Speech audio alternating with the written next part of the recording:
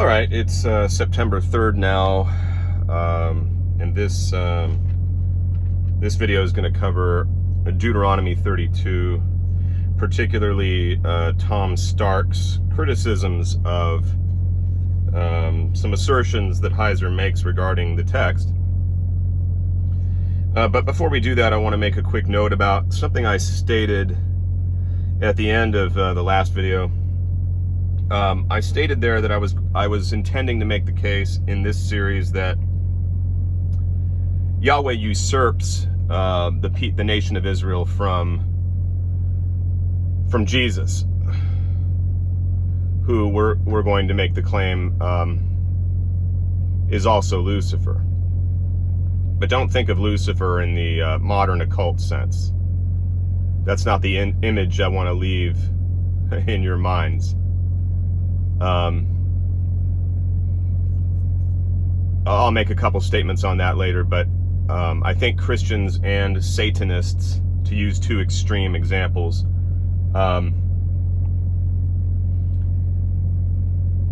make the same mistake of conflating Lucifer and Satan. So in modern day Luciferian circles, Lucifer is seen as Satan, and he takes his position on the left side of the middle pillar. So he represents the left pillar.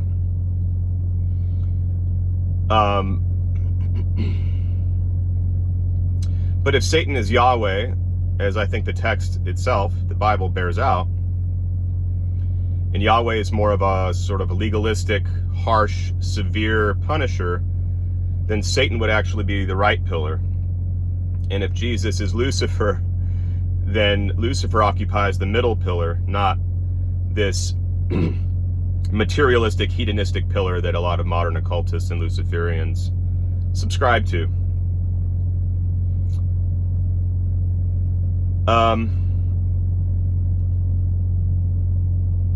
Before we get into Tom Stark and Heiser's back and forth, let me just read Deuteronomy 32, 8 through 9 first. There are two major, as I've mentioned it before several times, two major divine council texts. There are many other texts that imply that the council is present, but these are the two official divine council texts, Deuteronomy 32 and Psalm 82. Deuteronomy 32 is the most crucial of the two texts, as it has the most implications, the most wide-ranging implications, far-reaching and really earth-shattering implications if in fact the theological interpretation is incorrect and the interpretation of the text in light of the Sumerian texts is actually more accurate. All right, so let's read this. I'm going to be reading what I consider to be the incorrect translation of the text, and then we'll talk about what the correct one is and why. So it goes like this. When the Most High divided their inheritance to the nations, when he separated the sons of Adam, he set the boundaries of the peoples according to the number of the children of Israel. For the Lord's portion is his people, Jacob is the place of his inheritance.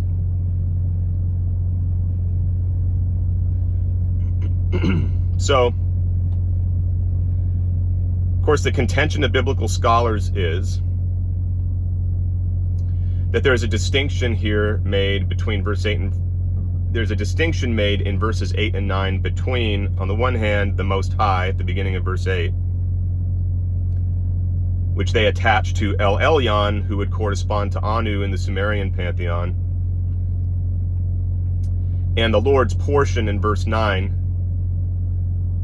which would be in reference to Yahweh, the son of El Elyon, who receives as one of the 70 sons of El Elyon his portion, which is Jacob, or the sons of Israel, the people of Israel.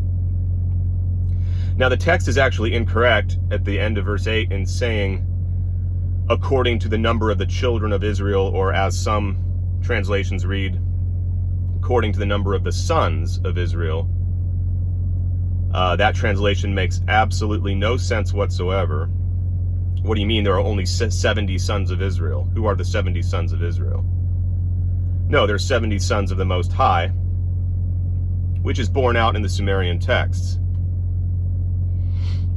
That in the Sumerian pantheon there are 70 sons of the Most High Anu, or El Elyon for the Hebrew. And we find that indeed the older translations of the Hebrew here, namely the Septuagint, the Greek translation of the Old Testament, as well as the Qumran text, or the Dead Sea Scrolls, translates this as according to the number of the sons of God. That's the correct translation, which puts us right in line with the sons of God in Job, who were present at the beginning of creation, and the sons of God of Genesis 6, who descended from heaven and produced giants through their union with women, human women. So this back and forth between Dr. Michael Heiser, excuse me, who takes the conservative, well, I'm not going to say conservative, let's just say he takes the traditional sort of evangelical Protestant and really just traditional Christian view in general take on Deuteronomy 32. And then Tom Stark, who interacts with both a blog post from Heiser and a separate blog post and article from Michael Heiser. He kind of just takes some excerpts from both of those sources of Heiser's and then responds to them in a blog post dated July 16th, 2011. So he'll quote these block quotes from Heiser on his blog in black text, and then Stark responds in red text. I'm not going to read it straight through. I'm just going to kind of summarize in my own words the highlights, the major points on which they disagreed. And I think it's very important for us to digest Stark's reasons why Heiser is wrong. Why Heiser's take on what the biblical scholars are doing is false. So we're going to get into this now. At issue here in this exchange chiefly is whether Yahweh and El are indeed distinct deities. And of course, Heiser, taking the traditional Christian view, wants to argue that they are not, that Yahweh is in fact El Elyon.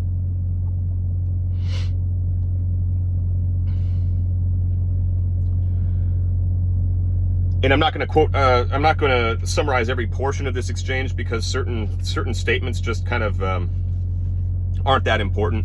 I just want to hit on the major points. The first point Heiser wants to make is to claim that scholars, biblical scholars, secular scholars, begin with the presupposition that monotheism in the Old Testament evolved out of polytheism. And Stark comes back and says, well, that's just simply absurd because, you know, scholars are actually discovering polytheistic cosmology within the very texts of Scripture that are in dispute. So they're finding it in the text. They're not coming at the text with theological presuppositions. They have instead philological reasons for taking their point of view. The second point Heiser makes is to say he basically summarizes his conclusions from his research and says that, as far as I'm concerned, from my research, Israelite religion included a council of gods and servant angels under Yahweh/El from its earliest conceptions. And then he goes on to say that, to assert that Yahweh is species unique. And obviously Stark takes issue with that, and he says Yahweh cannot be species unique simply on the grounds that there are statements such as there is no other God like Yahweh in the Bible, because you find similar and exact statements within the Near Eastern literature concerning a whole host of deities. And so this is hyperbolic language and rhetorical language. It's not meant to be taken literally. It's just meant to be taken as poetical high praise for that deity. And he gives examples of this. He says, for example, an Assyrian hymn to Shamash states, "You alone are manifest, no one among the gods can rival you." Another example is from the Sumerian hymn, is from another Sumerian hymn, which states, "Nanshi, your divine powers are not matched by any other divine powers." Then he lists a lengthy hymn to another god. I won't read all that. I won't even read any of it. You get the point, I think. So we can move on from there. Heiser then states, okay, his reasoning is quite flawed here. He states that that scholars view Deutero-Isaiah as championing a strict monotheism because it gives us the first clear denials of the existence of other gods. Stark says, again, Heiser is flat out wrong. Scholars do not base their opinion on Deutero-Isaiah on those statements, on those denials that there are other gods. He says they base it largely on Isaiah 44, 9 through 20, which clearly characterizes other gods as being merely fashioned by human hands. In other words, prior to Isaiah or Deutero-Isaiah, the texts simply declare, there are no other gods but me. In other words, you are not to worship any other gods but me, going back to the 10 Commandments, where he said, you shall worship no other God. In other words, it's not explicitly stating that these gods don't exist. It's explaining that there's only one true God or one supreme God, and it's me, Yahweh. But we see a very different dynamic in Isaiah 44, 9 through 20. We see the consigning of other gods besides Yahweh to the realm of literal non-existence. And they are said to have been products of the hands of human craftsmen.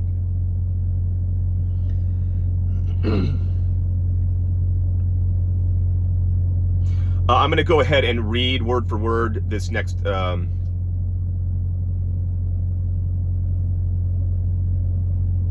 statement by, I'm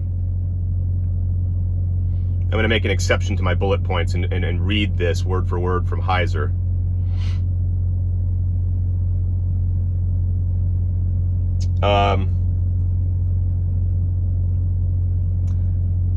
Heiser says, second, the rationale for the shift toward intolerant monotheism is supported by appeal to the idea that since Yahweh was once a junior member of the pantheon, he's trying to summarize here, not his position, but the scholar's position. The rationale for the shift toward intolerant monotheism is supported by appeal to the idea that since Yahweh was once a junior member of the pantheon, the belief in his rulership over the other gods of the nations in a pantheon setting is a late development. The consensus thinking argues that Yahweh assumes a new role as judge over all the world and its gods as Israel emerges from its exile. And Stark just goes on to say that this is inaccurate because Rolston, a scholar, he's appealing to here, Rolston, for instance, argues that there is a loose 4-stage development from Yahweh as junior deity to Yahweh as head of the pantheon, though still subservient to El Elyon, to number 3, the conflation of Yahweh with El Elyon, to finally number 4, out and out monotheism. And Stark says that it's only this last stage does Rolston place in the exilic period, but Rolston actually argues that this shift to monotheism began with Jeremiah just prior to the exile. So I think that's all we really need to say about that. He just says there is nothing surprising about this within a polytheistic framework. After all, the same pattern appears with Baal and with many other ancient Near Eastern deities. A junior member asserts himself and takes the throne as king of the gods, though still subordinate, if only technically, to the high gods.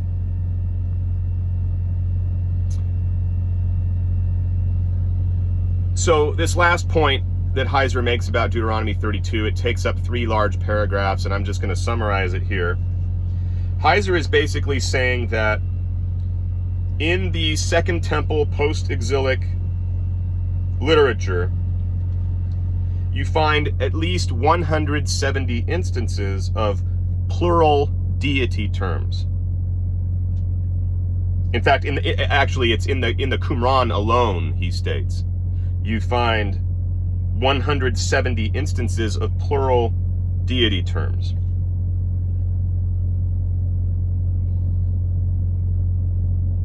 And yet this is happening in the period in which scholars claim that we enter into a situation where we have strict monotheism. And so Heiser's objection here is that if these plural deity terms can be understood of angels, which is what the texts indicate, if we're going to reduce the divinity status of these beings to angels in the post-exilic literature, then why do they have to be gods per the Sumerian pantheon, for example, prior to, in the biblical text, prior to the post-exilic period texts? He says this seems to be a contradiction, or at least an inconsistency, or something that it kind of exposes the prejudice of scholars. And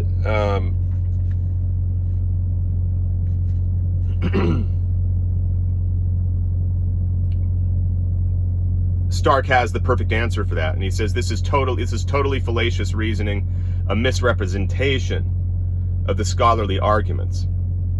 It ostensibly displays a lack of familiarity with Qumranic cosmology and ignores the clear evidence from the Septuagint.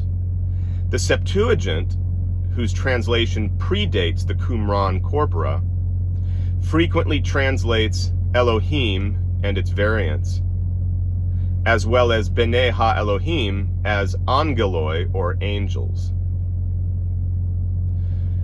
In the Septuagint, Deuteronomy 4:19 and 17:3, you have the translation of the Hebrew hosts of heaven as ornaments of the sky, removing the reference to deities. And then, this is very telling, the Hebrew of Psalm 97:7 reads, "Let all the gods worship him," while the Septuagint translates it as, "Let all his angels worship him." So in other words, angels and gods can be translated from the same text. You can use the translation gods or angels either way. So he says, clearly at the time of Qumran, the shift had already been made. Moreover, appealing to computer-generated word searches, which is what Heiser admitted to have done here. He says a simple computer-generated word search, blah, blah, blah. And Stark says, appealing to computer-generated word searches to show that Elohim, or gods, and Malachim, messengers, do not appear together frequently tells us absolutely nothing. In the scrolls, sons of God, a technical Semitic term for junior deities of the pantheon, is translated angels of God. Moreover, Elim, or gods, is used interchangeably with holy ones, angels, watchers, etc. throughout the scrolls. Finally, the figure of Melchizedek in the scrolls is clearly identified as Elohim, but also is listed among angelic priestly figures, and may in one place be identified with the archangel Michael. These are but a few examples. It is hardly the case that the interpretation of the data here is being driven by a presupposition. I think this may be true for Heiser, however. All right, so that does it for this video. So basically, it's the later Hebrew text, the MT, the Masoretic text, that gets Deuteronomy 32, 8 through 9 wrong when it says, according to the number of the sons of God. It's the earlier text, the Septuagint, and the, well, I'm not so sure if the Septuagint is earlier or not, although I know there are portions of the Septuagint that are older than the Masoretic. But anyway, depending on the text. But, yeah, and then of course you have the Qumran texts, which are also older, and they say, according to the number of the sons of God. Okay, so, and we again we see the same dynamic with angels and gods when we see the shift from the earlier, or from the from gods to angels in the LXX and Qumran texts. Okay, that's it for this one. And we will come back with Psalm 82 in the next video.